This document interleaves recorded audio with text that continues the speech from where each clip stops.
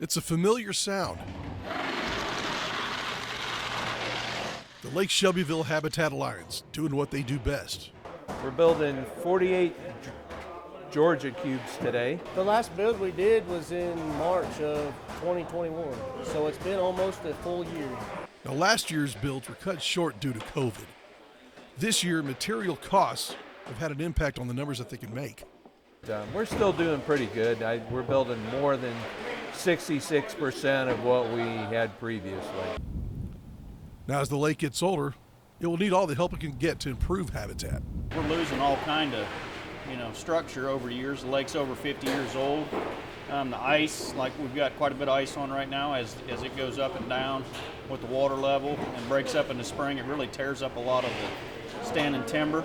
So what we're trying to do is replace that with a type of habitat that will last quite a while. We put out probably 1,200 structures over the last few years, which doesn't sound like a lot, but it really adds up. So it's definitely helping. Now, so far, all data indicates that they are working at holding fish and providing good habitat. We've been evaluating the cubes in two different methods. One is the Illinois Natural History Survey is sampling the cubes directly and comparing those to control coves where we don't have artificial structure. They will also be comparing those to coves in the future here where we've dropped trees purposefully.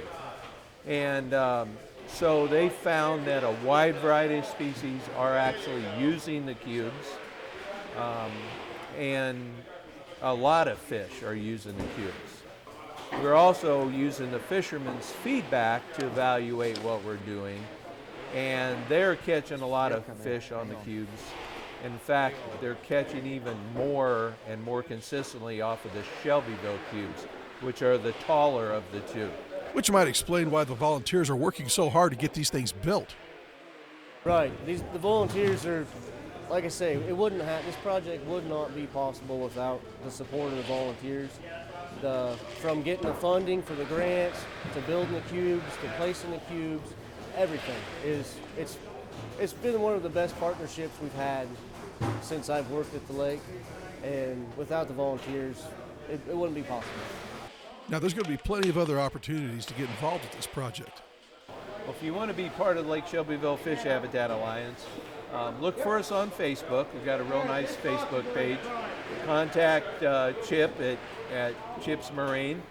Contact Corey or Lee at the Army Corps of Engineers. We have 4 builds coming up this year. This is the first of the 4. We're going to do in March, I think it's the 26th, we're doing a drop out of Wilburn Creek. We have got about 600 trees that people have donated sitting there, as well as all the cubes that we're building now. So we'll have 200 cubes and then some stumps as well that will be going into the lake. The next build will be the morning of March 12th in the maintenance shed just east of the Shelbyville Dam. In Shelbyville, this is Steve Nichols, WA&D.